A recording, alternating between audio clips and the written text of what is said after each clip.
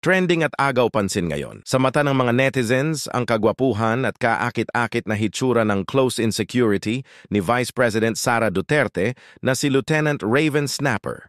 Maraming mga netizens ang naging interesado at gustong kilalanin kung sino nga ba talaga si Lieutenant Raven Snapper. Kaya ngayon, sabay-sabay natin kilalanin kung sino nga ba talaga siya.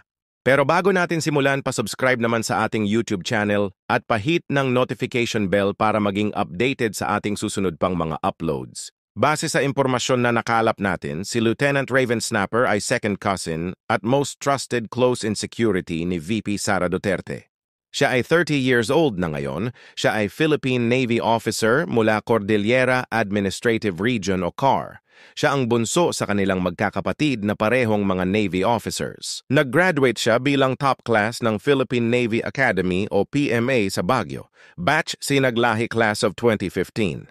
At noong 2016, pinadala siya ng military government sa United States Naval Academy o UNSA sa Annapolis, Maryland, para sa isang taon na pag-aaral bilang midshipman na kung saan din siya naging top class. Pagkatapos ng pag-aaral sa UNSA, ay bumalik siya ng Pilipinas at na-assign bilang deck officer sa loob ng isang taon sa naval ship sa BRP Andres Bonifacio PS-17 at nailipat sa BRP Antonio Luna FF-151 kung saan siya naging officer in charge and later took on the role as an air warfare operation officer. At pagkatapos ng ilang taon ng pagseserbisyo sa naval ship, pinili niyang sumali sa Elite Forces of the Philippines, a well-trained marksmanship, sharpshooter, sniper, and martial artist. At noong naging Vice President na si Sara Duterte, ay nirequest niya si Lieutenant Raven na sumali sa PSG o Protection Security Group Troopers para maging VP SPG o Vice Presidential Security and Protection Group, as he was chosen to be the most trusted close-in security of Vice President Sara. So sa madaling salita, si Lieutenant Raven Snapper ay matigas, matinik at matapang.